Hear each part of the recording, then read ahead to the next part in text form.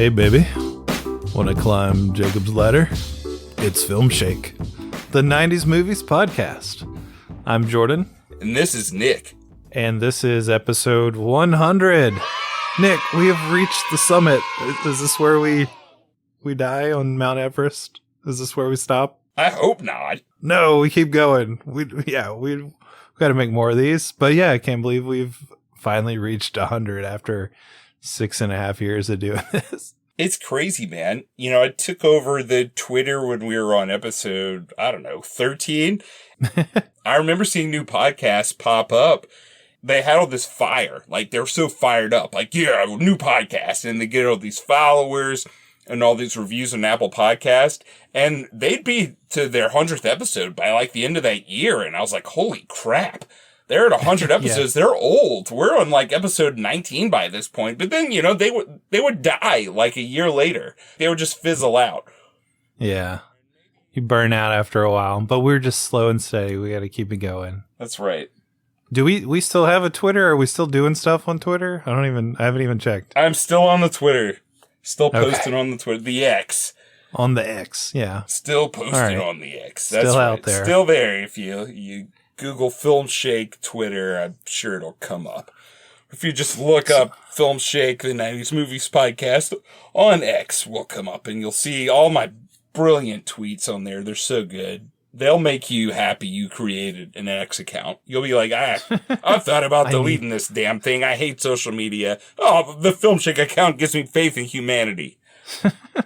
Well, as tradition of late, I asked you for an opener for the episode, and you gave me the, hey, baby, when I climb Jacob's ladder. Do you have any comments? I mean, obviously, I'm not as confused about this as I was gerbling, but yeah, I know where we're going with this episode already. I think it's pretty self-explanatory. Yeah. I was going to dial it back a little bit. Ladder equals penis. Right. There you go. Great job. Good old penis humor for all our fans. That's right. And you explained it for them, too, just in case they didn't get it. That's right. All right. Well, before we get into 1990s Jacob's Ladder, we have our punishment film. Speaking of penises, it's the Willies. There you go. Great segue. Wow. Michael just made all of that up. I wish I did. My dad told me that story and it happened. I swear to God. Did you hear something? No, not me. I think I heard something. It was probably just your stomach. There! Did you hear that? What? Are you just trying to scare us? No, I heard it that time too, Kyle. Shh. You'll laugh, you'll cry, you'll puke, you'll die when you catch a case of the Willies. Or as we used to call it, the Fallen Warrior review, which I guess would be like a limp Willie. That's right, as Tim Meadows used to call it on SNL when he got into his bottle of Cavassier, old man's penis. So the Willies from 1990, which much to my chagrin, you punished me with this. And it's not to my chagrin because I had fun watching this, but it is frustrating. I'm still like trying to hunt down the VHS for this to add to my collection to no avail. Part of me feels bad for you, but the other part just looks at the bloodbath recently of me trying to keep up my tradition that I've kept this whole 6.5 years of buying the CD soundtrack for all of our movies. And I've had a tough time with some of the films this year, especially 2 episodes back, we covered DuckTales, the movie Treasure of the Lost Lamp. I'm not dropping $200 on a CD for that. So I still got to figure that one out. And you have resorted to just like burning the CDs, right? Like making your own? In certain cases, I have. If it's going to cost me more than like $50 or I'm going to have to import it from like Jupiter, then yeah, I might be riding on the Black Pearl, Jordan. I don't know. Right. Riding on the Black Pearl. Yeah. Ahoy, matey. Yeah, so pirating it up. Yeah. Thankfully, I didn't have to do that with our main movie this time, which is Jacob's Ladder. That was a Maurice Jarre score that I didn't have trouble getting, and I usually don't get the Fallen Warrior score. You know, I didn't have to worry about it. But Jordan, I felt so bad whenever you brought up the VHS and I eBayed it. The Willies is a rare VHS. I think we looked at it and you were talking about it was like over 100, 200. I looked into it more though, where like that was a sealed one, and there's some that are like kind of banged up or sun faded or whatever. They're like $20 to $40. So I don't know. Might have to just like bite the bullet and buy a crappy version for way too much money, or just pirate it and like make my own copy. You've got those dealing skills though. I feel like at some point someone's going to be like scratching their neck, eyeballing something you have that you don't care about. And you're going to be like, well, give me that VHS copy of the Willies. And that's going to be That's literally what I've started to do, is just like post stuff on Facebook VHS groups. And was like, hey, I have all this to trade. Does anybody have the Willies? So maybe so. Maybe I'll get lucky and figure out some sort of schoolyard trade. The wild thing is, this was a straight to VHS film. Yeah. So we've got this kind of kids horror anthology. Would you say that's an apt description? Yes, that's perfect. It is a kids horror anthology. That's exactly. It's like a kids creep show. Yeah. Kids creep show. Good way to put it. You've got Sean Astin here, young Sean Astin, not too far off from the Goonies. I like how there's like a Goonies reference in here, where he's basically in this tent outside at night with these other two kids, and they're telling each other these creepy stories. And one of the kids is like, "This isn't the one where y'all found a pirate ship inside a cave, is it?" It's like, all right, that's fun. Right, and he's the older of the three kids. You know, his name in the Goonies was Mikey. Here, he's playing Michael, so you can intuit. Okay, yeah. This is the same character. Which is really sad, because you can pretty much intuit that he dies at the end of this. So I guess Mikey from the Goonies is dead, because he dies in the Willies. But well, does he, though? Does he? Because we could get into that, like, because it seems like he's in on it, in on some scary stuff that happens at the end there. Oh, okay. I can't wait to hear your theories about that. But yeah, this is Sean Astin between the Goonies and Rudy. If you thought like, man, what was Sean Astin like, then this tells you. The Willies tells you. Yep. So we have him for the most part. They have these other two kids telling some of the shorter, because it's an anthology. They have multiple little creep show-esque little episodes where they talk about, oh, you know, I knew this fat lady who went to this burger place or this chicken place, and she ordered a big bucket of chicken, and then it was a deep fried rat that she bit into, and then she barfed everywhere. And like, that's just like a whole story from one of the kids, right? Yeah, the dog in the microwave is the one that would be really shocking. I don't think you would get now, where this lady gives her dog a bath and then puts it in the microwave. And it's kind of brilliant, because the dog doesn't just like catch on fire or pop immediately. It's like a full 3-minute cycle where the dog's like, and it is really like, they're not really doing this, right? Like, they're not going to explode this dog in the microwave. And the dog makes it all the way till there's only 3 seconds left. And then it does indeed explode on camera. Which, the way it explodes is so ridiculous. Like, and the way the lady who's like, "Oh, Pookie, I'm gonna give you a bath or I'm gonna dry you off in the microwave," she's so over the top and ridiculous, and like making little kissy faces at the dog. And it's obviously so low budget, like you said, straight to VHS, where the dog is literally just like in this microwave and doesn't seem to be that upset, or it's not barking or like moving. It's just kind of looks uncomfortable. And then all of a sudden they cut to like just goo splattering all over the lady. And it just looks, a lot of the appeal of this movie is just like how low budget and goofy everything looks. I mean, at least I enjoyed a lot of that, where it's just like, this is so stupid and ridiculous and crappy looking that it's like that much more fun. Yeah, definitely. It's got a late 80s / early 90s straight to VHS charm for sure.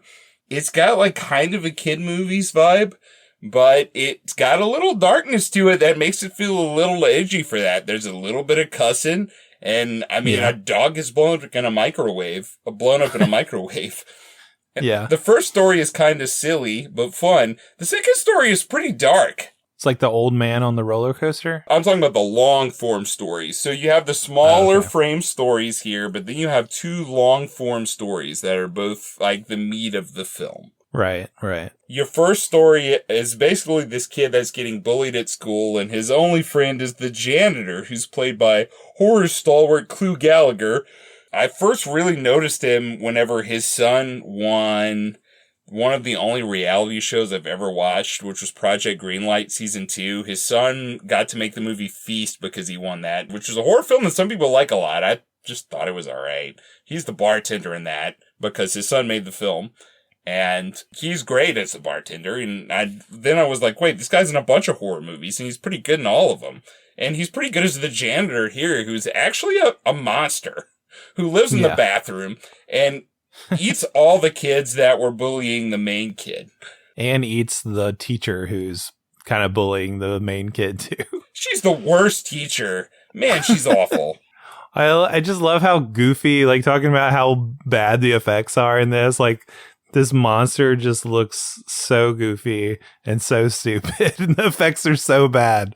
But it just, again, adds to the charm to this, where it's just, like, really low budget, obviously just found a school and, like, shot in one classroom and one bathroom. And, like, that's the whole set that they use. And then this just goofy-ass monster coming down from, like, an air vent over the toilet, snatching the fat teacher, killing the kids, you know, just blood spraying on the toilet from off screen. It's all just like real stupid and fun. Yes, and I love that you get most of the cast of Growing Pains.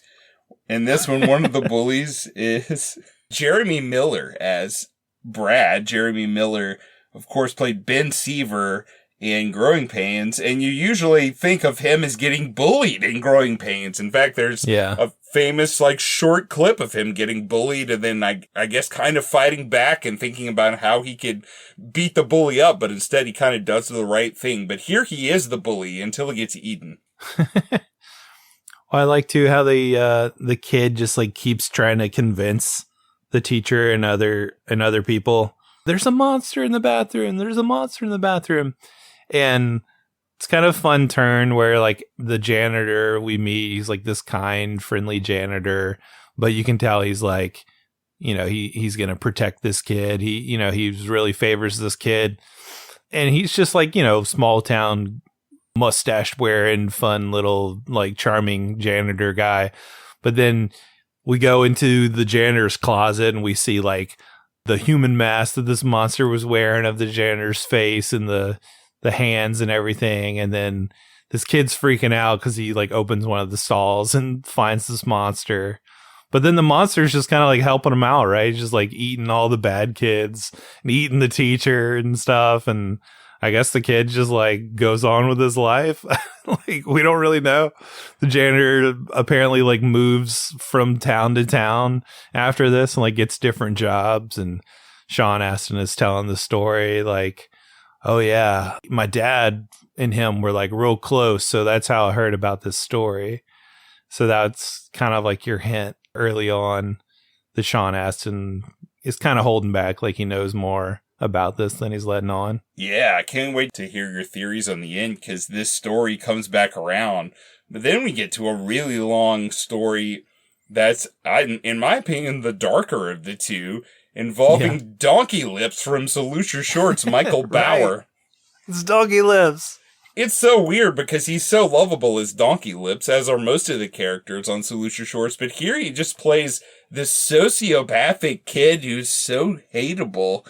He is basically this really gross, mean sociopath who collects flies and puts the flies in weird poses and does weird pranks with the flies. He has, like, a crucifix with, like, a fly Jesus on it. He is a weird, evil little bastard. Dude, were you confused at all, like, watching this? Like, what the fuck is this kid doing? Like, it's a long build up to, like, and it's nothing, you know, it's all from, like, his point of view. So nothing's, like, really explained to you. You're just following this kid and he's, like, stealing manure from this crazy old man's farm. And then he goes home and he's got, like, flies in a jar. And then he goes down into the basement and he's, like, plucking the wings off of some flies and keeps the wings in a box. But then he has other flies in, like, a terrarium filled with gum. And then he's got all his little dioramas with all his like wingless flies. So I was just watching this and we're just like, what the fuck? Like, what is happening?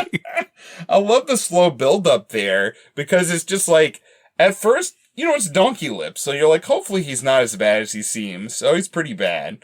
Oh, he's really bad. Oh, he's a sicko. Like, it just keeps getting worse. Like, later he makes worse. a little girl eat a cookie with flies in it, and then he's just laughing. Like, yeah, he's pretty sick. He's so nasty, man. And then you have this strange old man that's working on this fertilizer where Donkey Lips is always busting in there, I guess trying to get flies. And the guy's invented some fertilizer that makes his plants really big. That comes to play at the end with more really bad, really stupid special effects, but they are pretty fun. Yeah, so basically he's like, oh, I got a special batch of my manure for you. You can have it. And he's like strangely being nice to this kid that he obviously hates, but, gives him the manure. And then we get like his cackle, like laughing, like, ha, like obviously he's up to no good. And you can see it from a mile away. He's going to feed this special miracle manure to these flies and they get giant. And then they come in and like attack him and rip off his arms. And he's like yelling. And his parents, who were like, his dad is just the meanest dad ever. At one point, his mom is talking about like, oh, there's a school dance. Are you going to go? And the dad's like, who'd want to dance with that kid? He's a piece of shit. He's like the worst dad ever. It does feel like you're getting like a making of a sociopath TV movie here with the way the dad treats him. Right. Like, there's obviously reasons why this kid is a sociopath. But the parents come in, they find, what is his name? Gordy? Yeah, Gordy Belcher is his name. Gordy Belcher. Yeah, what a name. They find him with, like, his arms ripped off, and then there's these giant flies that I guess attack them because then we just get, like, an outside shot of the house and the light going out, and they're screaming. So we're like, okay, are they dead or like what happened? But then we cut away and we just have Gordy with like hook hands and he's like hanging out on a hammock outside the house and he's just chilling with flies all over him. I'm just like, what the fuck happened? Yeah, because he has all these nightmares about flies doing freaky stuff leading up to the flies actually ripping his arms off. So, right. Yeah, we get like the shot of him with maggots all in the bed and stuff. Yeah, pretty but gnarly, that was just actually. A nightmare. Yeah, it's pretty, it's like a gnarly little moment. Yeah, and that's pretty much it. Yeah, that's the end of our second long film. And then you get the ending of the Frame film with Sean Astin. Jordan, explain this to me. I feel like you're a connoisseur of this part. Well, the whole time Sean Astin seems to be hinting that like his dad is the janitor, or like that's the vibe I was getting because he was like, oh yeah. Well, they're like, did your dad know the janitor? And he's like, well, let's just say they're real close. And then later his dad like shows up outside the tent and he's like, oh yeah, dad, show him, like prove to him that this story was real. And then, he takes off the mask and he's the monster. And I'm assuming attacks and like eats the other two kids, but like, probably doesn't kill Sean Astin since that's his son, maybe? And maybe he's a monster? I don't know. So maybe Mikey from the Goonies was a gigantic bathroom monster the entire time? That's right. And that's how he survived One-Eyed Willie's traps? Interesting. I guess so. Really? One-Eyed Willie? Oh, get it? The Willies? There you go. Oh, I didn't think about that until you said it. I didn't think about it until now either. That's brilliant. But thinking of, like, what do you think happened to Gordy and his parents? Like, are his parents dead? Where did he get these hook hands from? Does he have really good health insurance? Like, what is going on there? And he's just chilling in a hammock still. Like, he learned nothing from this. Right. He's just chilling. He's, like, swatting flies off himself. I don't know, man. That was a weird ending for that little story. I do kind of like, how they telegraph the Sean Astin thing where like the dad comes and he's really the janitor and you get the creepy monster one more time. That was fun. Just one more time. Yeah, the Belcher tale does kind of feel like a parent telling a bedtime story where they started without an ending in mind and just keep like going. And the kid's like, and then what happened? And they just run out of ideas. And they're like, well, then he was on a hammock and the giant flies buzzed by. And that was it. I thought it'd been cool if like, all right, so obviously the giant flies come in and like mess him up and probably kill the parents. But it'd been cool if like they had killed all the people and then had them set up in some sort of diorama, like human diorama for their giant fly friends or something. Turn around, kind of do the same thing to him. That's a great take. Maybe ripping off his arms was kind of like ripping off his wings. Man, like he did to the flies. Your Willie's takes are some of your best takes in our 100 episodes. We'll see if I can do the same for our main movie. I hope so. Man, every year we pick up a few more listeners. Like, our numbers have just been going up and up. So I'm really glad that the newest listeners get to hear this type of insight. What would you give this film, Jordan, on your scale, which is only out of 5, sadly? Only out of 5, sadly. I don't know. It's definitely not a great film by any standards, but it's a fun film. Like, I enjoyed watching it. I don't know. I'd probably give it like a 3 out of 5 just for watchability and for donkey lips. I'm only a little bit below you on my superior 10 scale because Jordan, 10 is a bigger number than 5. Really? It's twice as many. Got me beat there. Yeah.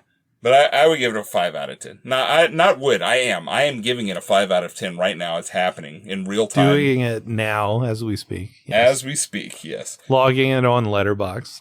But it only goes out of 5 on Letterboxd, so screw you. I should say, man, I have not been hanging out on Letterboxd lately. We were befriended on, We were befriended on X by this website called Criticless, and I started talking to the people there. There's a guy named Blaine that runs that website. It's like Letterboxd, but if you feel like, or at least this is how I feel, I go on Letterboxd, I'm like, what do people think about this movie? And all the reviews are lame one-liner popularity contest jokes where people are just trying to get the most likes. And I've been deriding this for a while. I hate that. I hate that so much. Criticless, all the people are actually reviewing the movies. It's crazy. People are like, I saw this movie. People are writing words? People are writing talking words. About a movie? Yes. So shout out to Criticless. I was so impressed by that site that I joined their Crit Club, which is whatever the Letterboxd thing that you have to pay for to be a member of that I just could never stomach doing. I did with Criticless after like a month because I was so impressed. All So right. anyway, if you want to find me at Criticless, I'm just the 90s Movies Podcast Nick over at Criticless. I post there quite a bit. Okay, cool. I've not heard of this site. I'll have to go check it out. A lot of fun. I do enjoy my one-liners on Letterboxd, though, but I understand you can only really take so much and you want a little more substance with that, too, so. Right. You know me. I hate the elite and the cool kids clubs, and Criticless feels like definitely the punk rock version of Letterboxd. Like, the guy that runs it, Blaine, loves SLC Punk. That was like a formative film for him. So when I saw that, I was like, well, all right. All right. Sweet. Well, I'll check it out. And speaking of SLC Punk, that's still our most popular episode of all time. If you don't consider YouTube, if you do consider YouTube, it's Anaconda. By a lot. I don't know why, but it's Anaconda. But you know what, Jordan? Like a year from now, you know what it could be? Searching for is it Cardi B or Nicki Minaj? Who does the Anaconda song? I'm just going to pretend like you didn't say that and finish my awesome transition. But you know what, Jordan? In a year, maybe that episode will be 1990s Jacob's Ladder.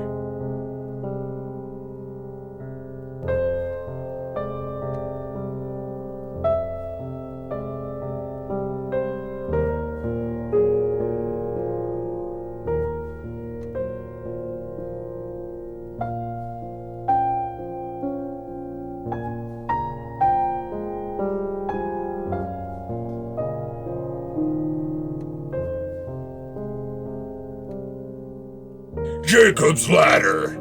Jacob's Ladder. Jacob's Ladder. Jacob's Ladder. Jacob's Ladder. This better be the bumper at the end. I feel like this should just be the main part of the episode. Jacob's Ladder. Right.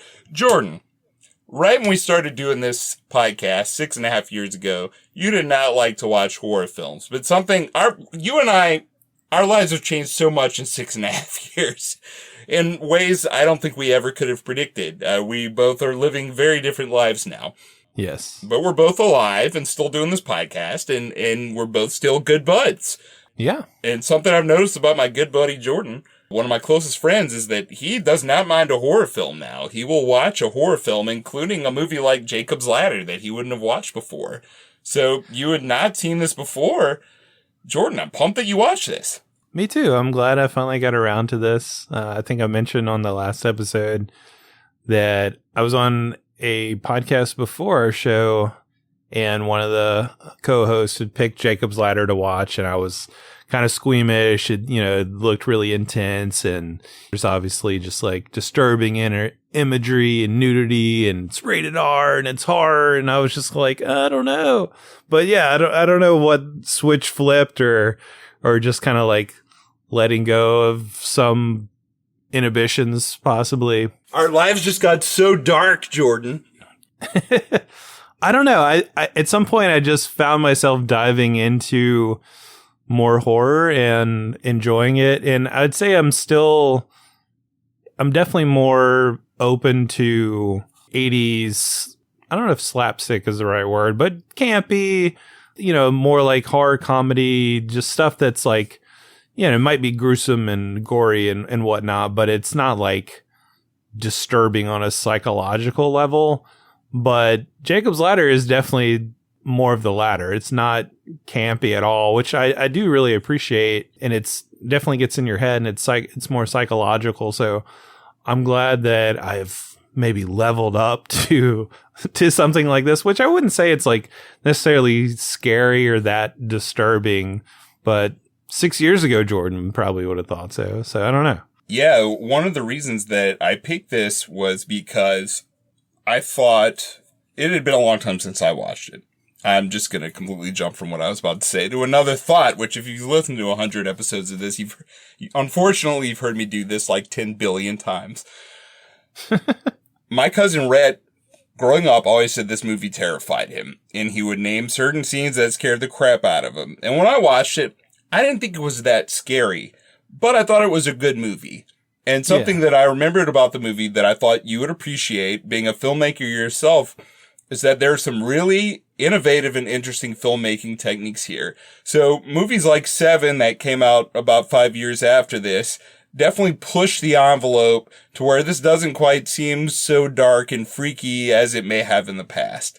But there are some really original filmmaking elements here that I think are still pretty original and cool. Yeah, I really appreciate the filmmaking of this, of just, especially going back to 1990, pre-CGI, like everything becoming digital, and all of the stuff here being done in camera, everything just feeling very like tactile and real. Like I really enjoyed, as much as like we're kind of hopping around into like different realities in a way through this guy's mind, going from the Vietnam scene that we open up with, like Tim Robbins is a soldier in Vietnam, and got Ving Rhames there. We've got like him and just like his buddies like in the army, and then they're attacked, and some of the guys start like convulsing and freaking out, like something's happening in their body from, we're guessing, some sort of chemical warfare or something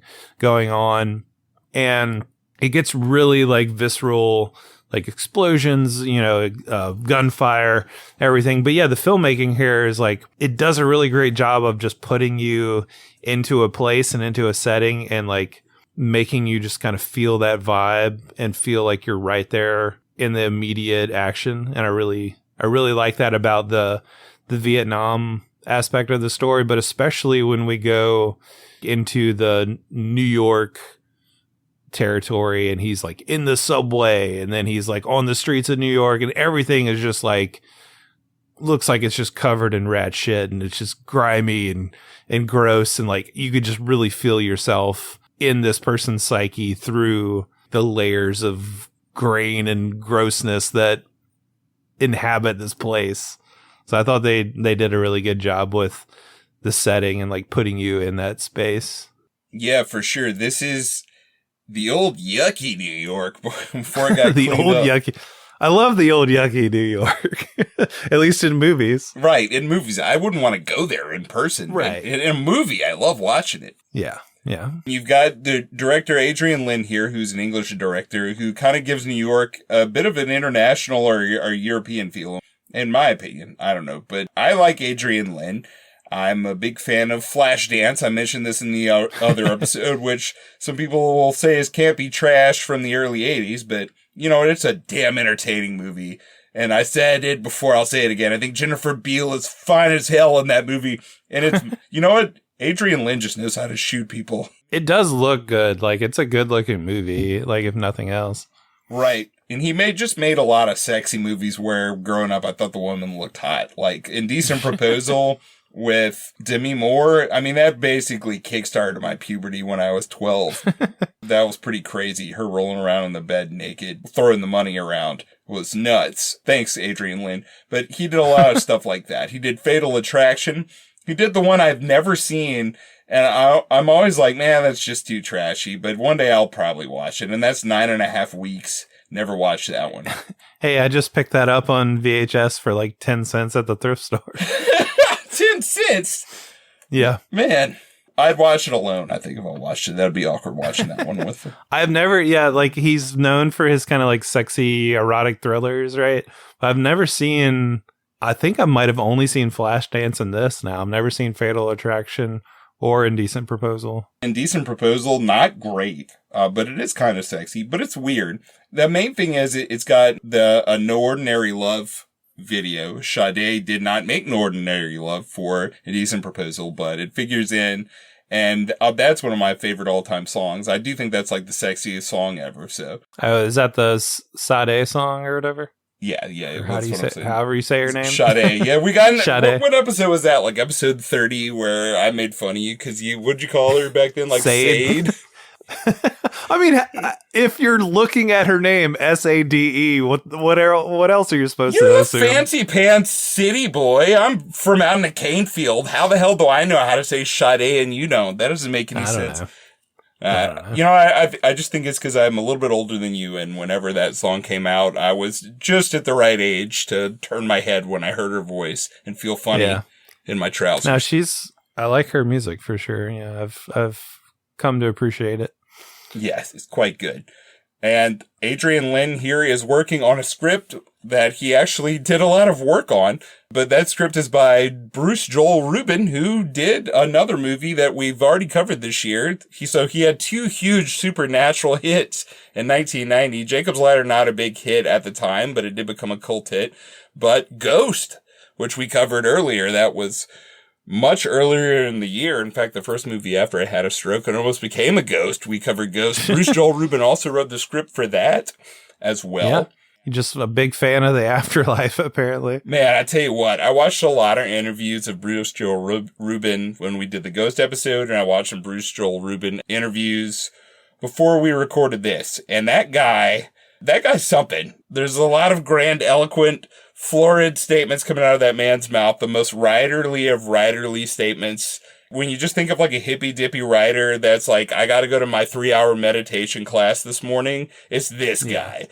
Right. Not to diss him, because I like both the 1990 movies that he wrote a lot, but this guy's a lot different than I am. Yeah, I mean, it sounds like he spent, like a year in a Buddhist temple and, was like based this on the Tibetan Book of the Dead. And, so like that all tracks with the stuff that we've seen from him and the stuff that I've read about him for sure. When he wrote Ghost, he was sobbing the whole time, right? He's that kind of dude. He was just like, this is so good. And I'm writing it. Right. Very in touch with his feelings. Yes. Yeah. But he wrote Jacob's Ladder here. And like I said, Adrian Lyne made some changes because there were some certain things that were going to be more traditional, especially imagery wise with Jacob's Ladder, that Adrian Lyne changed. I really appreciate that. Like having seen the movie now and read about how there's demons in this film, right? Or there's supposed demons like following Tim Robbins around, and like there's a demon in the subway car that almost runs over him when he's like trapped in the subway at the beginning, which is apparently based on a nightmare that the writer had. I really like that whole scene of just like jumping from Vietnam to all of a sudden we're in the subway and he's like falling asleep on the subway car and he gets off at this like abandoned looking station, but then he can't get out. Like it's boarded up or chained up on one side. So he's got to cross the subway and the subway car almost runs him over. And then when it passes, there's some freaky looking dude at the back of the subway. It looks kind of like Voldemort-ish, you know? But yeah, there's demons like throughout, like kind of haunting him and popping up and appearing in different places. And I really like the fact that they changed this from Bruce's original idea of like, you know, your traditional hellish, you know, like we're in hell and we've got demons with horns and pitchforks or wings and, you know, that just look like giant bats or whatever. Whereas Adrian Lyne, like, I think had the right idea to change that and say, hey, that might actually look kind of silly on film. Let's make this look kind of like freakier, like more human-esque, but with kind of like disfigured, messed up looking faces or limbs and that kind of thing. So I'm really glad that they did steer away from the more like literal, hey, we've got demons here. Hey, we're in hell. I think that works a lot better for the film. And it's weird. It does give the movie like a very early 90s tone that was hugely influential on the rest of the decade. And yeah, I don't really see this name thrown around a lot in association with this, but one of my favorite illustrators and comic book cover artist, and well, actually he did interior work as well, Dave McKean. This movie actually kind of reminds me of some of his work texture-wise. There's just a really gnarly vibe to the visuals here. There's a very unique tone to the visuals here that were highly influential. Jordan, I just want to give my movie connection, buddy. I got to do it. All right. So we just covered Kindergarten Cop. Jacob's Ladder was a huge influence on a video game series, Silent Hill. And last year, actually, I played the first Silent Hill game for PS1 for its 25th anniversary. I played through the entire game. I had a lot of fun, so I definitely can see that for sure. Yeah. There's a huge influence, but the best connection, Jordan, for our 100th episode, this is my favorite movie connection ever.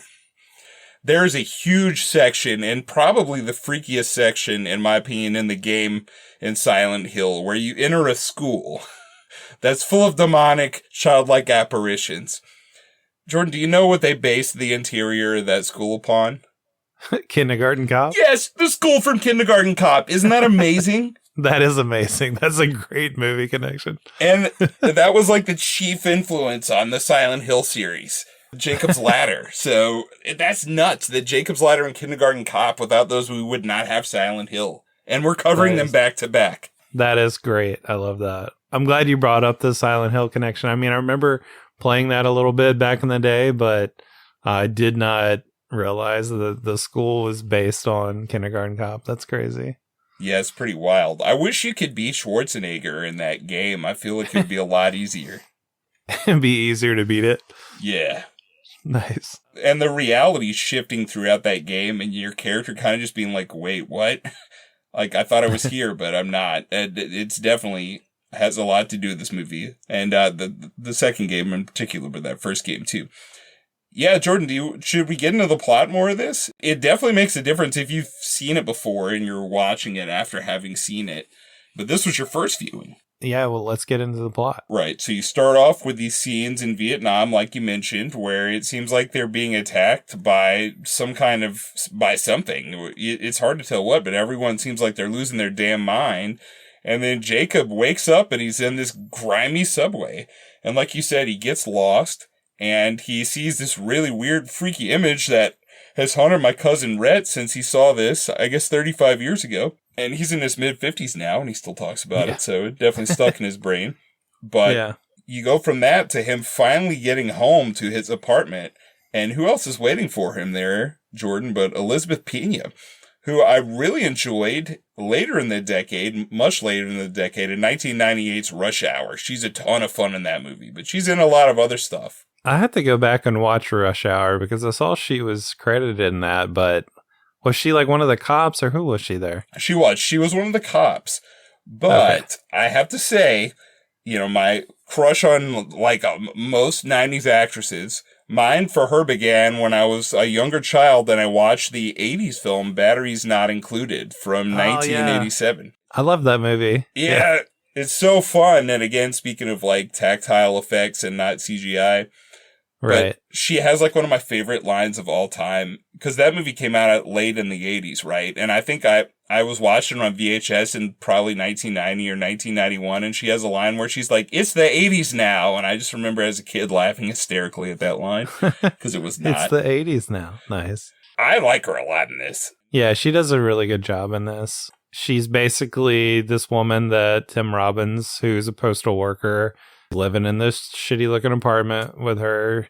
We find out that he's married, he has kids, his wife threw him out, and he's having this affair or just has this relationship going on. I don't know if he's like officially divorced. She works at the post office with him, and we find that out later that they're kind of like sneaking around at the post office, like looking around, making sure nobody's watching and kissing and talking and stuff. So I don't know how transparent they're being with their relationship, but yeah, they do live together, and she's basically like his wife, taking care of him when he gets sick and everything.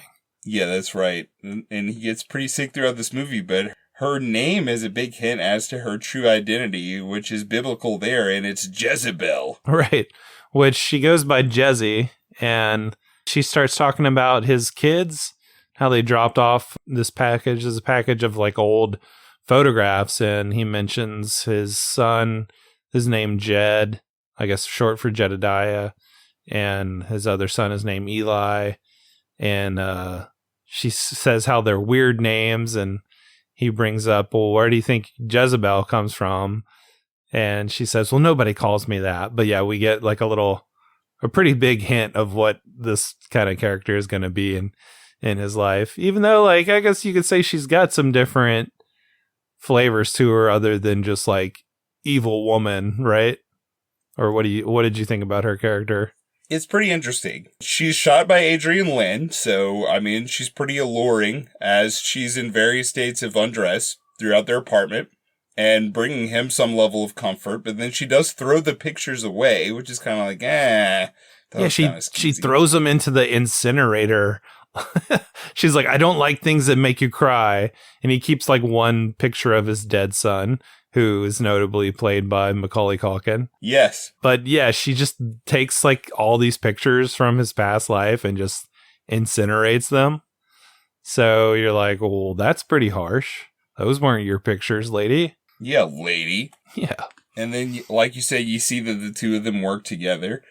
And the crazy thing about the movie is, it's tough to go in chronological order with a movie that jumps around so much. We can let the cat out of the bag or spoil it or whatever. Right. So he's kind of jumping around in consciousness. So at a certain point, he gets a really high fever. Like he's very sick, and he gets put into the bathtub, and she starts throwing ice in there because apparently the doctors told her on the phone, like, throw ice in there.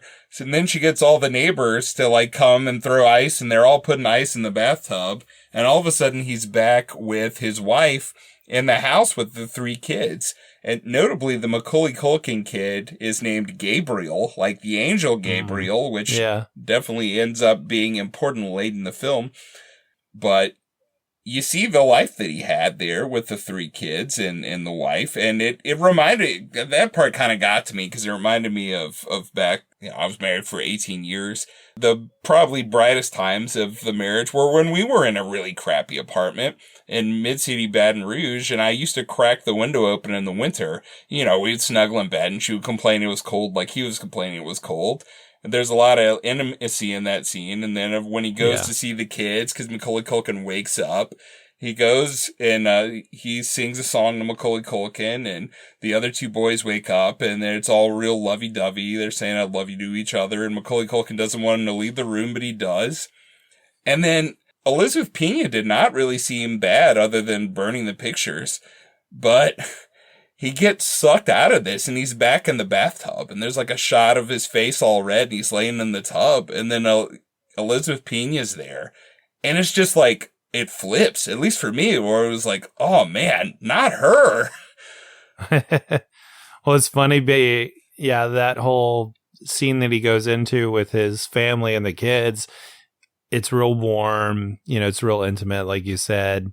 It's interesting too, because we were just like, wait, what is a dream and what isn't a dream at this point? Because he's talking about how he's like, man, I had this nightmare and I was living with this other lady, and he's talking to his wife Sarah and like, I'm living with this other lady. And I like how he jokes around. He's like, yeah, but she had great thighs. And she's like, I thought it was a nightmare. And he's like, oh, it's so terrible, so bad. It's funny. And she did have great thighs, but then he starts making fun of her, like, had she were, or so-and-so that worked at the post office with me. And they're both like, oh, no, not her. Right.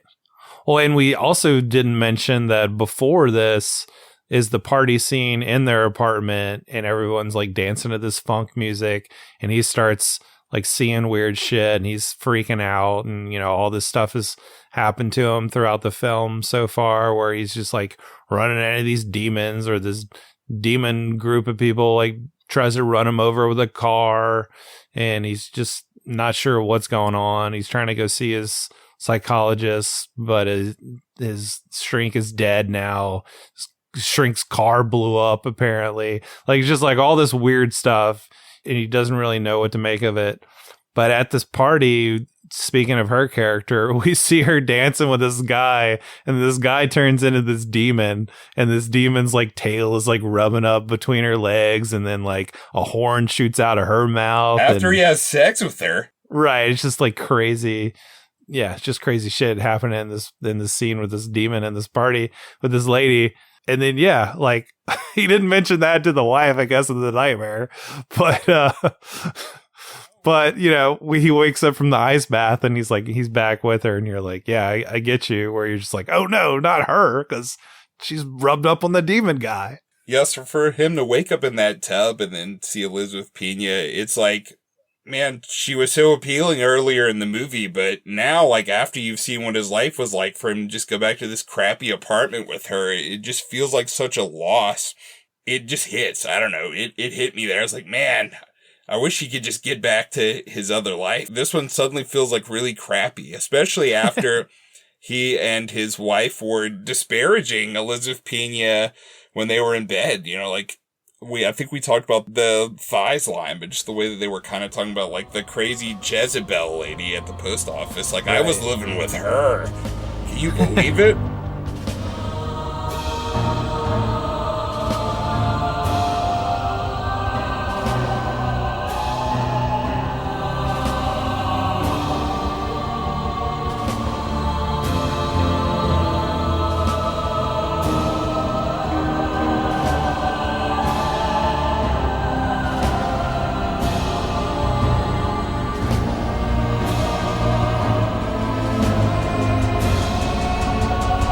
This was also after we see the party that have them in their apartment, and he starts to go nuts, like he's been seeing all this weird stuff.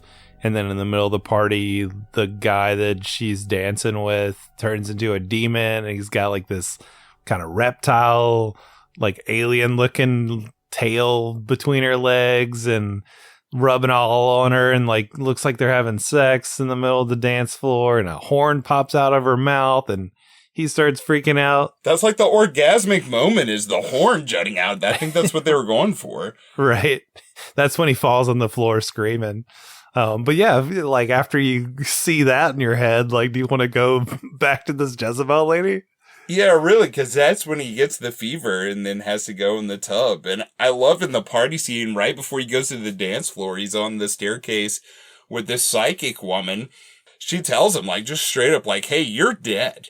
And the song playing at the party in the background is Marvin Gaye's What's Going On. So it's like the movie is telling you what's going on is he's dead. Like, it just spells it out for you. Yeah, I didn't notice that was the song. That's pretty crazy. I like that it's just like, hey, like we mentioned, I don't know if we did mention, we spoil our episode. So everything, we're going to talk all the way to the end about this movie if you're just now like tuning in to Filmshake.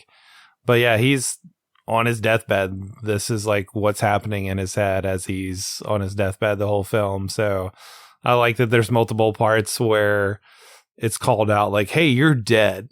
This is what's happening in your head. You're dead. Like later we have this really like descent into hell hospital scene where he's just like going through this real fucked up place. And the doctor is like, yeah, you're dead right now. There's no getting out of here. So as much as this movie can be like pretty confusing and like is jumping from place to place and like from time to time, it does kind of like hit you with that a couple of moments where it's just like, yeah, you're dead. Right. You're totally dead. Yeah. And again, if you were just like, man, Filmshake, they made it to 100 episodes. I never heard them before, but I want to check them out. Jacob's Ladder, I've never seen that. They'll certainly not spoil it. Yeah, I'm sorry. We spoil all the movies we cover. It's just what we do here on Filmshake. Did you notice how when he woke up on the subway and he like looks at the ads and one of the ads just says hell and it's like an anti-drug ad, but it's like he woke up and he's like in hell. Yeah, it's crazy. All the ads are like anti-drug ads, and something that I think is really cool that kind of numbed my disappointment that the whole movie is just that he was on his deathbed envisioning this, is that his unit really was laced with this compound by the military. They were really given this drug that made them hallucinate and murder each other. And that's why he's had such dark visions. Is the last thing that he saw on his time on Earth was his military unit animalistically ripping each other apart and then killing him, which it doesn't affect him because apparently he's had the runs. When we're introduced to him, he's been going to the bathroom in the bushes and everyone is making fun of him that he's had the runs, and he's apparently pooped out all the bad food that they ate that was laced with this hallucinogenic and hasn't absorbed it into his bloodstream, which I guess is why he gets killed off before all of them. Hey, but plot twist, what if all that was also in his head? You know, because what we see of like the guy who later tells him, hey, I was the chemist for the military and I helped create this drug. Like that was what in the New York reality that was just in his head. Right. So who's to say what is real? Like, and he's having these visions of like his buddies killing each other and freaking out or whatever. Maybe that was just in his head too. We don't know. Right. Was that all fake? That's a great point. Yeah. And all the scenes of his military buddies, like calling him up and being like, hey, like I'm seeing demons. Something's going on here. That'd feel like red herrings where they get Jason Alexander, George Costanza from Seinfeld to be their lawyer before they all decide to drop out of the case. Or the shady lawyer from Pretty Woman, like however you want to refer to him. All right. Yeah, that's true. That's a movie connection. He's the lawyer again. There you go. I gotta point this out because this is our 100th episode. I somehow had some audio difficulty that I've had a few times where my mic just stops recording, and I've always noticed it immediately, so it's caused no trouble. But this being our 100th episode, we lost like 10 minutes of dialogue, and all the stuff that we're noticing and pointing out, we didn't the first time through, which is great. That's just fantastic. It works. It works. Right. So it's a happy accident. Yeah. So we don't know if any of that stuff is real. You're right. That's a good point. I like to think his unit was dosed with this because he was bayoneted in the stomach, right? I'm pretty sure by his own guys. I don't know. Who knows? Yeah. I mean, that could have been in his head too. Who knows? Right. Maybe he stabbed himself in the stomach because he was like, I'm tired of having the runs. Damn it. Yeah. Like it could be the last scene where we see the military hospital, they declare him dead. That could be possibly the only real moment. Like everything else was just in his head. We don't know. Yeah, right. Maybe he wasn't even a soldier. Like maybe maybe that's fake too. We don't know shit. Yeah, right. Maybe he just wandered into the jungle accidentally. Like he was. None of this happened. None of this is real. It's just a movie. Right. Maybe he's Macaulay Culkin's Maybe it's some meta dad. Commentary on movies not being real. Yeah, there you go. And no one got it. We just did 35 years later. We got it 35 years, yeah. Or you did, I should say. Specifically, Jordan Courtney did. Well, you talked about being a little disappointed initially by this ending. Like, oh man, it was all just a dream kind of thing. Yeah. But you liked the fact that it gives you a little bit of meat on the bone as far as like, oh, his unit was savagely killed by each other perhaps, and like that goes into the darkness of all these visions that he sees as he's dying. Oh, we didn't even mention his chiropractor, Danny Aiello, who plays Louis, his chiropractor, who's like a little angel guy. Little stand-in for Guardian Angel, I guess. I almost corrected you there and said, don't you mean Danny Ainge, who was a basketball player in the late 80s and early 90s? But no, you're right. It's Danny Aiello, not Danny Ainge, which sounds like Danny Angel, which makes it confusing. Oh, it's an angel. Yeah. I like how he's just there, like, helping him out. And, like, when he goes to the hospital later after the military guys, like, pick him up and he gets thrown out of the car. And then Santa Claus steals his wallet. Like, all this just weird-ass shit. Then he's, like, trapped in the hospital. And Danny comes and, like, is, like, fighting off the orderlies. Like, what is this? Like, this is medieval. Like, this is brutal. Like, I'm getting him out of here. And he wheels him out of the hospital. And then he, like, fixes his back and he's all better. Because he's an awesome chiropractor, apparently.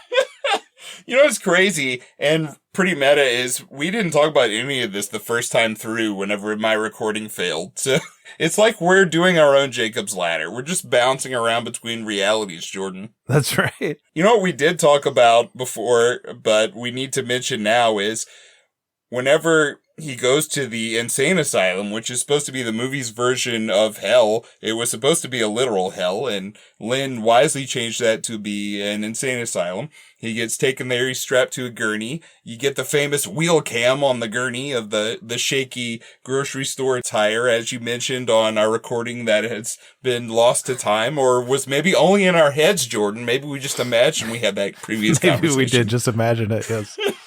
Are we dying right now? Maybe so. But, you know, in a world where the movie Seven didn't come out 5 years later, and then we weren't completely desensitized by 30 years of really messed up movies after that, all the stuff that happens in the asylum would probably be a lot freakier to us. It's still pretty freaky, and it's a lot of weird practical stuff where Lynn shot people shaking their heads at 4 frames a second and then played it back at normal speed, and it's this weird demonic shaky thing where it kind of leaves up to your imagination, like, is there something going on with their face that I can't quite see because they're moving so fast? People are making these weird jerky motions. There's people above him on, like, this chain link roof. There's all these amputees and freaky mutated people and a lady breastfeeding for some reason, and then... That definitely stood out. I was like, out of all these disfigured people, there's just this lady, this old-looking lady, like, breastfeeding a baby up there. Like, what is she doing? Yeah, and we go through all that, and then the freakiest room to me is you get this paraplegic black guy. He's just a torso and a head, and he's got like a black burlap sack over his head, and he's shaking his head really fast and really rapidly with this crazy Adrian Lyne filming technique. And it's like the last thing that Jacob sees is he's being wheeled down to hell. Basically, he looks back and sees this guy in this dimly lit, messed up looking, dingy room, and it's pretty disturbing. I like how the shopping cart wheel camera, like, as we get further into this jacked up looking place, he's got all these bloody limbs on the ground. It like runs over one, kind of like gets caught under this wheel for a while and drags it. And like, that's just like kind of funny in a way. Yeah, it's great. You know, viewers in 1990 were probably like, this is too disturbing. Turn it off. I can't even watch this filth. And now we're like, that was pretty funny. We're totally desensitized. Ugh. Yeah, all those parts are pretty crazy. And then he gets put on the operating table, and then Elizabeth Pena's in there. He's like, what the hell are you doing in here? You really are a demon. Right. I don't care how juicy your thighs are. And the doctor's like, yeah, you're dead. Like, there's no getting out of here, buddy. Right. And finally, he gets busted out by Danny Ainge, not Danny Ainge, Danny Aiello. And he has this moment where it's the come to Jesus moment where he kind of makes peace with everything. He gets told this thing about how hell is really like, I'm gonna like misquote it. It's by an old mystic who's actually, if I remember right, was he excommunicated by the Catholic Church or he may be deemed a heretic? I don't know. It was a mystic. You know, mystics in the ancient Catholic Church a lot of times were booted out. He had this line about how basically the demons in hell are doing you the favor of burning away your will to hang on to your previous life and to accept your death. I don't know. It's the kind of stuff that Ruben would really find to be sexy while he's meditating. Hey, it makes a lot of sense with Elizabeth Pena's character when she burns all his photographs from his past life, right? Like she's just supposedly, according to this perspective, like helping him let go of his former life so he can really die and like move on to heaven. I think so, yeah. You know, as much as I think Ruben is like a hippy dippy flower child, whatever, this is a really well constructed film. And you're right, like you get a lot of hints and clues and things building up to this, and there's a foundation that it's laid upon so that it's not just like out of left field. It's well earned. And he sees Gabriel, like the angel Gabriel, but it's his dead son Gabriel, who Macaulay Culkin, his youngest son, was actually killed when he was on his bicycle. He's hit by a car. So whenever he was in... He dropped his baseball cards. That's right. He dropped his Harmon Killebrew. You better watch out, Nick. Don't drop your baseball cards while you're crossing the street. No. And after this, I got to check the score of the Dodgers-Reds game to see who won that. See if Ohtani hit another homer. But yeah, that's right. I got to watch out with my baseball cards. Harmon Killebrew, what a name. I remember that. The players with the crazy names always stuck with me as a kid. Though for some reason, Henry Cotto, who played for the Seattle Mariners, I remember just thinking like, man, this guy's name is Henry Cotto. Like, what a name. Like, that's like the most indescript name. So I just went out of my way to collect all his cards, and he hit like 237. Correction. Henry Cotto batted .261. Batting average, which isn't the greatest, Jordan, but I collected all his cards because I was just like, Henry Cotto, man. Look at this dude. Did you think of Kato, like from the Green Hornet? I did We're not. way off topic. I did not. But hey, Macaulay Culkin leads him up the steps. We've had this conversation in another reality where I mentioned that Lynn changed the script here. It was originally going to be the Jacob's Ladder as it appeared in Jacob's biblical vision in the Old Testament. And you said, I like the restraint that Lynn showed here where he changed things. I did say that in another life. No, I really appreciate the restraint of like not making everything literal, like heaven and hell. It's way more subtle. I like just the darkly lit staircase and then the bright shining light that he walks up into. It's way more reserved, and I think Lynn just had good instincts, like with all the material here. It really works, and it holds the test of time. Like, even though we might be desensitized to everything now, like it's not as freaky as it was in 1990. Like, it's still really effective. I think it's just like a really well-made movie overall. Like, all the aesthetics are really interesting and tactile and just formed with just the right amount of like supernatural weirdness going on. Yeah, definitely. And I like that Lynn shows that restraint, but he does get crazy when he gets crazy. Like the moments that we pointed out, like the asylum scenes. I mean, for 1990, those are crazy scenes. Those are scenes that stuck with people forever that watched the movie then. Or like the demon at the funk dance party. Like, that's some pretty crazy shit. Right. Or, I don't remember what lifetime I said this in, the previous one or this one, but the freaky guy in the back of the train stuck with my cousin Rhett for the last 35 years. That's like one of the freakiest things he ever saw, he said. So, I mean, it's resonant, but at the same time, like, he does show restraint. There were the deleted scenes from the film that a lot of people want a director's cut of this movie, but I feel like the test audiences were right. They were kind of just zonked out by the end with those scenes in, because they just make things explicit that Lynn has already made clear. Like, you don't need these things in the movie to be hammered into you. Do you feel like you need more like resolution with the Jezebel character though? I know the deleted scene is basically like, oh, she's this crazy demon and he's got to like fight her, and it's really like his face behind her face and all this shit, but like she does kind of just like disappear by the end of the film, right? Like, or is there a resolution point that I'm not remembering? No, not really. It's weird. You think about Empire Strikes Back, whenever he goes into the cave, him being Luke, and Yoda tells him what's in there is only what he brings with him, and then he sees Darth Vader there and cuts his head off, and then Darth Vader's helmet pops open, and it's Luke's head there, and it's Luke's fear that he's gonna... It's basically the fear of his own darkness within himself. Here, it's kind of like the chief moment that helps the Tim Robbins character, Jacob, come to know, like, okay, this is all in my head. Yeah. This demon is just me. Like, these are my demons. Like, this isn't like some exterior demon. This is like a part of my psyche. When he sees that Elizabeth Pena is just his face behind her face. Yeah, and that's the deleted scene that we don't actually get in the film. But I am remembering there's a moment where he gets the phone call from the guy who's like, hey, it was really me who like engineered the drugs and the military was behind it. And like, it's kind of his aha moment. Like, oh, I knew I was right. Like I knew something fucked up was happening.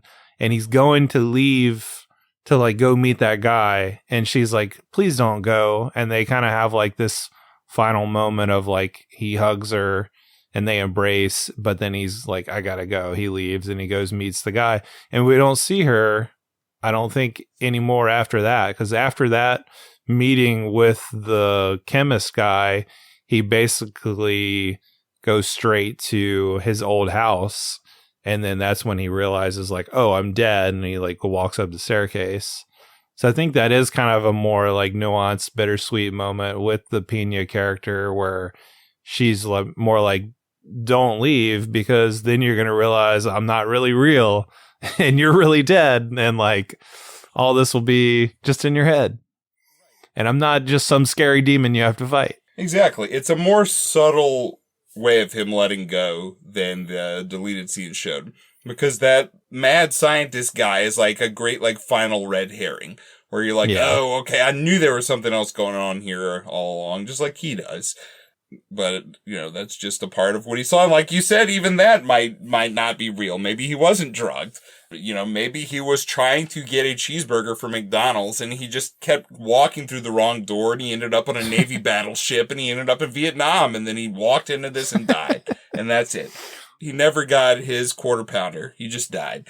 He never got his McDonald's Diet Coke.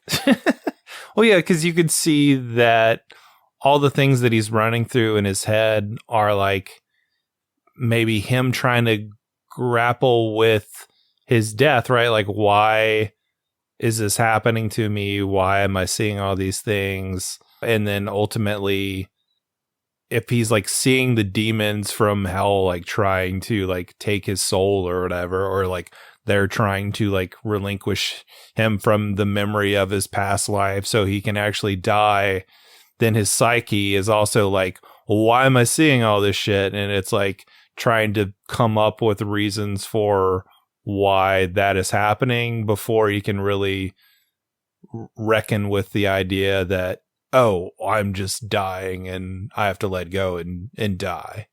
But it's like the mind wants to think like, oh, well, maybe it was the military, or maybe it was this crazy girl that I kind of had like an affair with at work, you know, or maybe it was my wife that kicked me out and I had to live in this shitty apartment. You know, it's like just reckoning with all these things. Maybe it was my son dying. The movie itself, though, as the credit starts to roll, does have the little title card that mentions the military's chemical warfare program and their denial. So I think you are supposed to take that his unit was drugged, but also that basically from the moment he's bayoneted up until the moment that he finally dies on the military deathbed, those moments are the vision, but that his unit really was drugged by the military. I think or that maybe that title card was just in his head too. But he was dead by then. Unless that was like his very last moment of delusion, was the title card. That was his delusion, the title card. Amazing. So, Jordan, it sounded like you enjoyed this. Do you have anything else to say before we give scores, or do you have your own movie connection? My movie connection was drive-by carring, which was at some point the demons try to run him over with a car and he jumps out of the way. which connects to Kindergarten Cop because our sidekick of Arnie gets hit by a car by the demon in that movie, which was the grandma character. Man, that's pretty good, Jordan. Thank you. That's pretty good. I don't know if my connection was in the original recording that was destroyed, aka The Delusion, or if, I haven't given it, and this is the reality. Maybe this is The Delusion. I don't know. I just mentioned that the school from Kindergarten Cop was the inspiration for the school design in Silent Hill. Silent Hill was inspired by Jacob's Ladder. So somehow Kindergarten Cop and Jacob's Ladder are two of the chief cinematic inspirations for Silent Hill, and we covered them back to back. So crazy. You know what? If this is in amazing. Both versions of this, then lucky listener, you got to hear me say that twice. I'm not even going to cut this second time out. I'm just going to mess with your head even more. Are you even really alive, listener? Are you on your deathbed? Are we the last thing you're going to hear? Or you're like, I would never voluntarily listen to something like Filmshake. I can't be alive. This is it. Ugh! Do we have great thighs like Elizabeth Pena in your head? Are they juicy? Are they juicy? Are you riding Jacob's Ladder? One way or the other? I mean, we did ask at the start of the episode. That's right. Bringing it all back. Yeah. That was the only thing real, and then now this is the only thing real, and everything else in between was just a delusion. What if these whole 100 episodes were a delusion, Jordan, and we're still covering ancient Japanese cinema somewhere? In an alternate universe, yeah. Yeah. So what would you give this film out of the 5 on your scale? I think I'd give this a strong 4.5 Nice. out of 5. Yeah, I thought this was really well done. Just the cinematography. I don't think we even mentioned the acting from Tim Robbins, who just really knocks it out of the park. I feel like he makes you really empathize with this character. You just right there with him, experiencing everything he's going through. The tears shed and the mania and the paranoia and just, the sweet moments we get with him and Pena and with his wife and him as a dad to these kids and him crying over seeing his dead son's picture. Like all throughout this, like he is not one note at all. He definitely brings in like the whole range of human emotion. I think he does like just a fantastic job. And this is the whole reason I think, I don't know if he was just doing mostly comedy for this. I don't remember looking at his filmography, but I know he wanted to branch out and do something darker and more interesting like this. And then this is the whole reason why we get him in the Shawshank Redemption a few years later when Frank Darabont saw him in Jacob's Ladder, which that's pretty cool. Yeah, thanks, Jacob's Ladder. He was also in Shortcuts a few years after this, which he's quite good in. I love that movie. Great little Altman flick. And The Player. Yep. Yeah, and The Player. He's really good in this, I agree. I'll give this an 8 out of 10. I enjoyed it a lot. I hadn't watched it in a very long time, probably close to 25 years. And I didn't know how I would feel coming back, but I feel about the same. A little stronger, because the element of his unit being drugged kind of stood out more to me. That might be what's driving things to be so horrific for him, is that his final moments were so horrific. That made the movie like a little bit more horrifying to me, because I remember thinking like, this was pumped up as being such a scary film to me when I was younger. And then I watched it and I was like, well, it wasn't that scary. But thinking about things in those terms actually does make the film a bit more scary. So it's a strong 8 for me. Were you like, oh, that's lame, it was all a dream? A little bit the first time I watched it, a little bit, but I got over it. What do you think of this as an influence on The Sixth Sense later when it's like, oh, he was dead the whole time? I think it's different there because the films are structured differently. Here you get like such a shattered version of reality. With The Sixth Sense, it's more of a straightforward narrative. So I think that it's only like a tangential length there where the protagonist finds out that they are no longer alive at the end, but those are really the only two things the movies have in common. Their tones are completely dissimilar, and the narrative storytelling is completely dissimilar. I just wonder if I would have the same reaction to watching this again, where I'd be like less interested, like on a rewatch, like, oh, well, this is just like all in his head. But I do think like the non-linear psychological element, like going into his head. And then I mentioned a lot of times, like the tactile, like very visceral feel of the setting. I think all that stuff would probably still carry me through, even though I could, you know, on one hand be like, well, it's all just kind of a dream and he's dying or whatever, you know.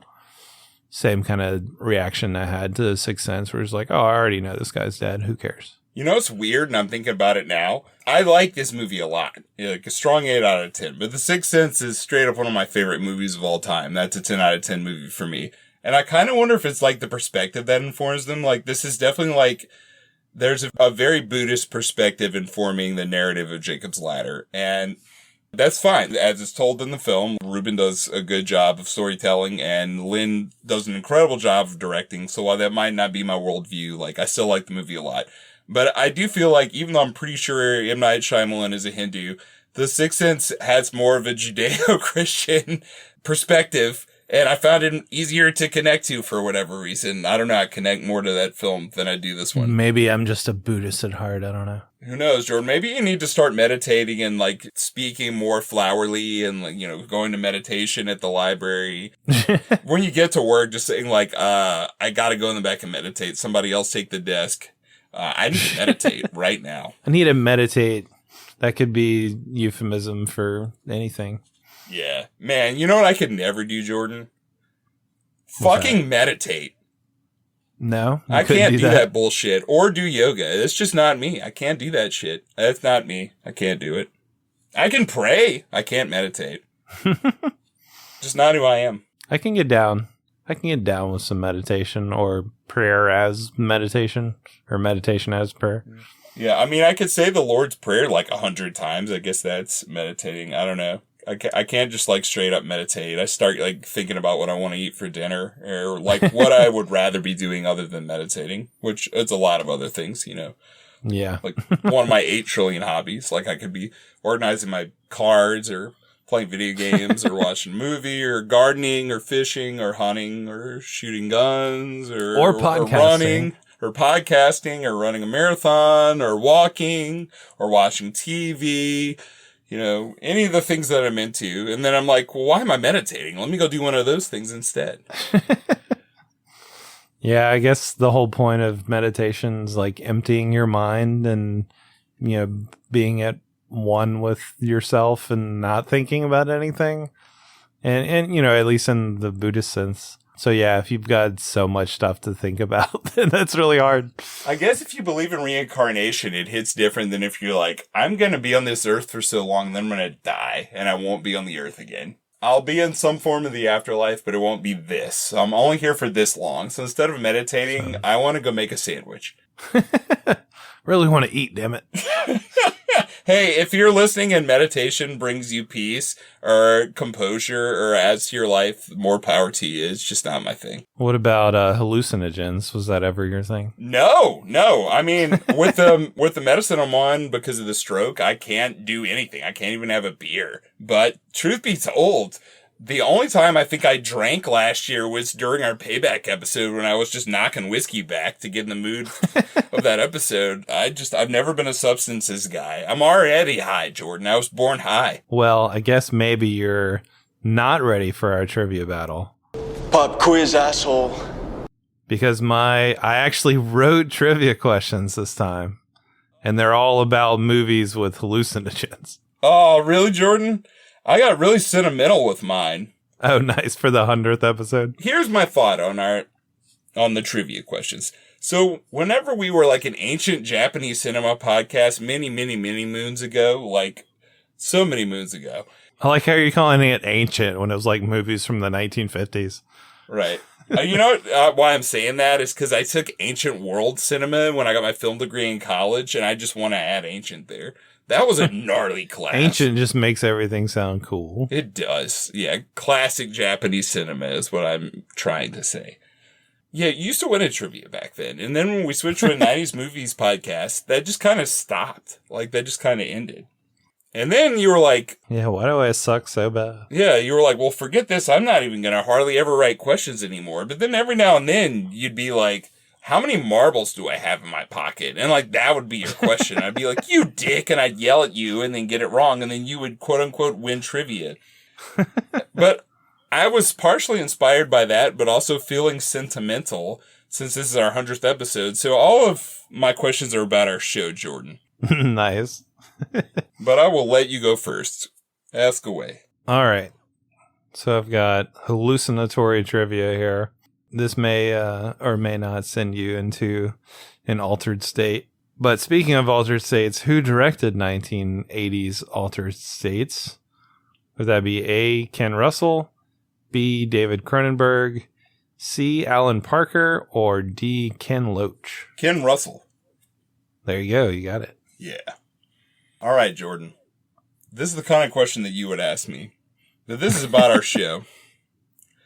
How many films, and I'm asking one of my harder ones first, but I just felt like coming right out of the gate being a dick. So some of these are easier than this. How many films that we've covered did James Horner score, Jordan? Oh, shit. I don't know. 4, 5, 6, or 7? 4. You almost got it. It was 5. Patriot Games, Clear and Present Danger, Braveheart, Titanic, and one more. Can you guess the last one? It's the hardest one to guess. No idea. Hocus Pocus, Jordan.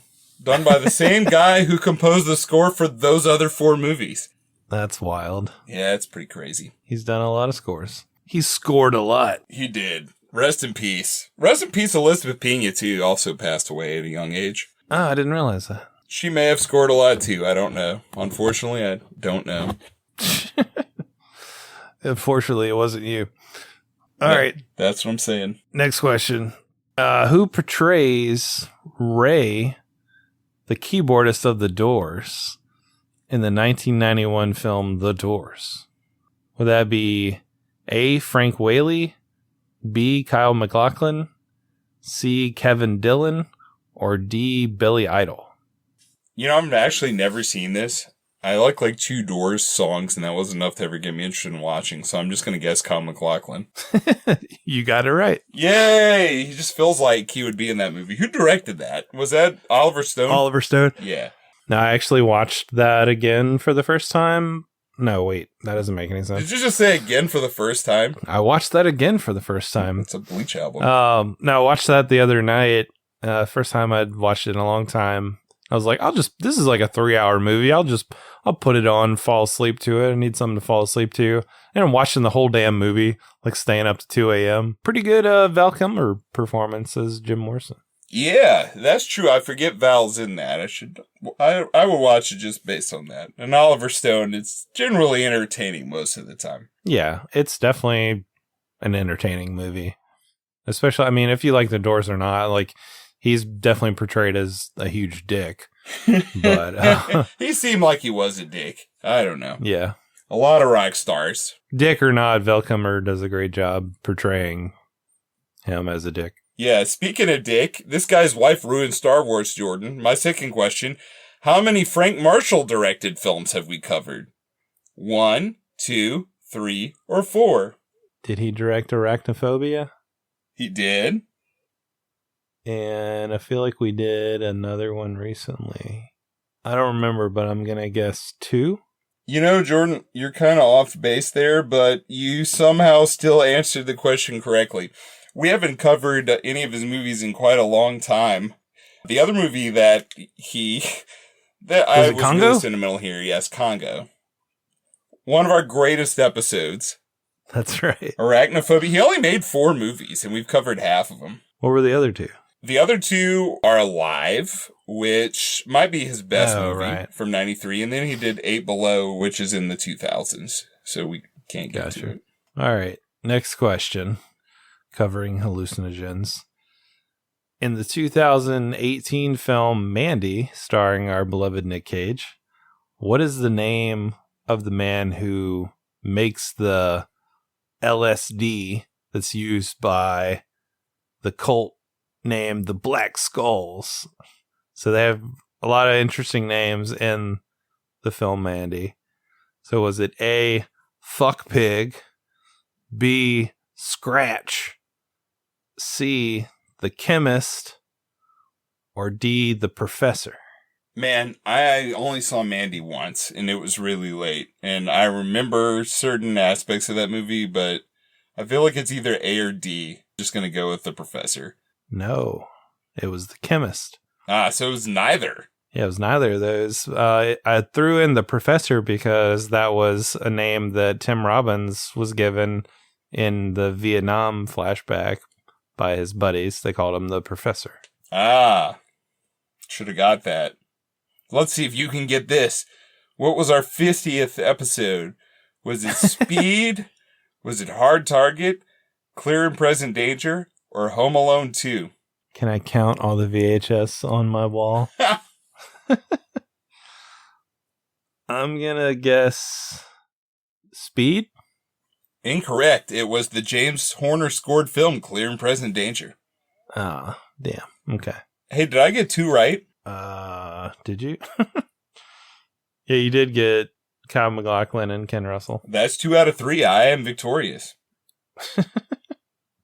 Oh man, I didn't get to ask my other questions that included answers like mugwumpjism and using an LSD called Toad. Well, let me ask you this last question because I feel like this is the most sentimental one of all. Point Break was our first 90s film, Jordan. It was episode 7. What punishment film did we pair it with? Do you remember off the top of your head? Yes, but I can also look at my VHS wall and tell you it was Troll 2. That is correct. The VHS wall comes through Troll 2. That was our first episode. And speaking of alternate realities, we had a lost episode, which if you were on our Patreon when it existed, it was only posted there for like 3 days. We actually covered Troll 2 twice, just like we recorded a large portion of this episode twice. Troll 2 is the punishment film for The Gray whenever we were going to do a Faith in Film little detour after our classic Japanese cinema. And then when it was like, nah, let's be a 90s movies podcast, that's who we are. We were like, oh, well, I guess we got to do Troll again. So we covered Troll 2 twice. We talked about Troll 2 on the Gray episode? We did, yes. Oh, wow. I don't even remember that. Yep, we talked about the vegetarian trolls twice that are actually goblins from Nilbog. Nice. So long well, you ago, have Jordan. you have won the trivia battle, but it's my turn to deal out the punishment and the main pick for next time. Yeah, my 5th question was just, what's our next film, Jordan? So I could get that one correct at least. All right, so looking again at the VHS wall, I have a stack of movies from 1990 that I'd like to get through. And I like how 1990 just seems to be such like a weird hodgepodge of like random ass cinema. Like you just don't quite get this mixture of things like you would back then. And 2 movies that have been sitting around that I have yet to watch that I'm interested in. So our main movie is going to be Hardware, and our punishment movie is going to be Robot Jocks. So both some sci-fi robot or cybernetic type of stuff going on in these 2 movies. I gotta quote my Uncle Meatwad and say, "The what now? What was the first movie? Hardware? Hardwire? What is this? Hardware. Hardware. What is Hardware, Jordan?" So Hardware is a sci-fi horror film from 1990. It's directed by Richard Stanley as his directorial debut, but it's got an interesting cast. It's got Dylan McDermott. It's got Iggy Pop in there as a guy named Angry Bob. It's kind of just like a notable cult sci-fi horror movie that I've never seen. But yeah, it's like a future dystopia kind of thing. So the landscape's been ravaged by atomic warfare. Nomads spend their days scavenging for scraps in blasted landscape.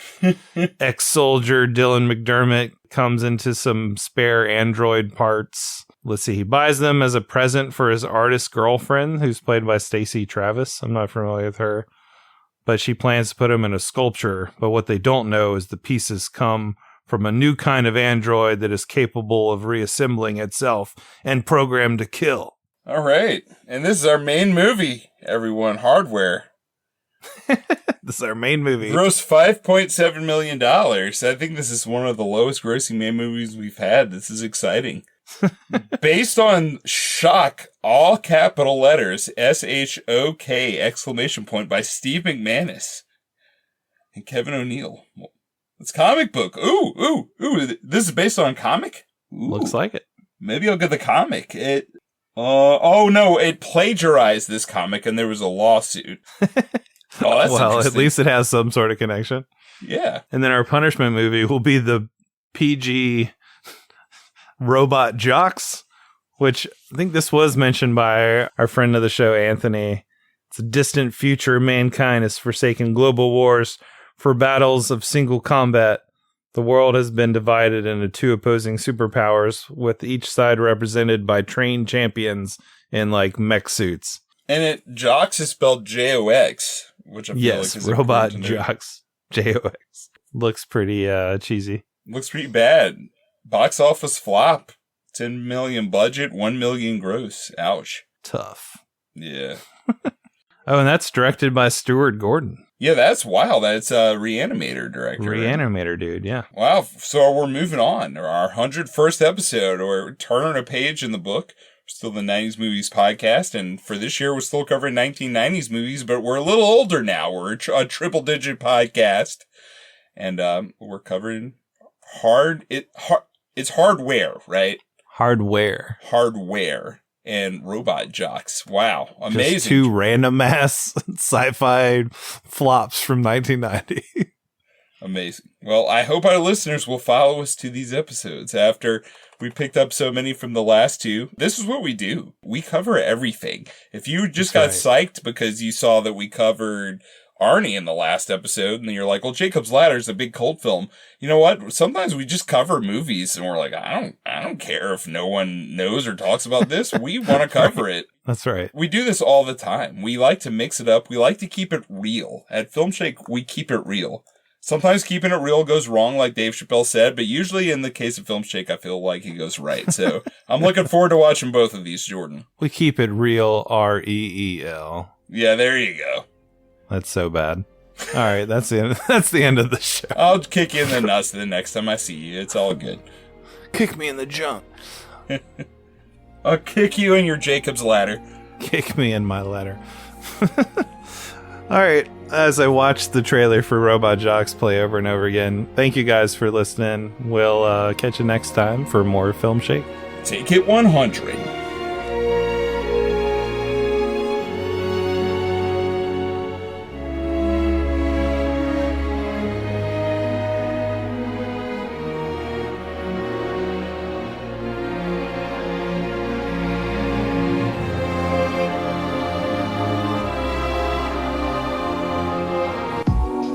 From the producer and the director of Fatal Attraction. Suppose I were to offer you $1 million for one night with your wife.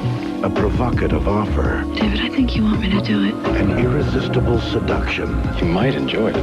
Don't bet on it. An indecent proposal. It was just sex, not love, just sex. Robert Redford, Demi Moore, Woody Harrelson. Indecent Proposal, rated R. Starts Wednesday, April 7th. Yeah. We'll hit episode 200 in 2031. Gotta live that long. Must not die.